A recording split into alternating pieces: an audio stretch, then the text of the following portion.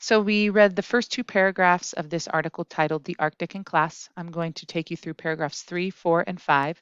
Remember, you are looking for information related to these four topics. Paragraph 3. The land is also too cold for most people, so the population density is very low. Together, the three territories make up about 40% of the land area of Canada, but they are home to only about 100,000 people. The few people who live here are Native Americans who have made this area their home for centuries. Some of them we used to call Eskimos. Their modern name is Inuit, meaning people. So you're going to want to pause the video, highlight any information related to our four topics, record that information in your own words into your notebook, and then restart the video and we'll read paragraph 4. Paragraph 4.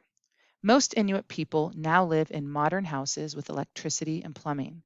Many of the people live by hunting for seal, fish, and other animals. Hunting and trapping on both the land and the sea are ancient skills that have provided food, clothing, shelter, tools, and utensils. So again, what can you pull from this paragraph related to our four topics? Highlight it, record it in your notebook, and then resume for paragraph 5. As modern technology has moved into the region, the life in the north has begun to change. Aircraft, icebreakers, snowmobiles, and satellite communications are helping to create a new way of life.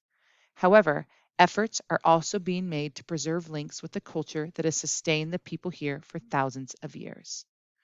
So this is the final paragraph. Record any information from this into your IMB. If you need to go back and listen to any parts, you're welcome to do that. Next, you'll move on to our next source.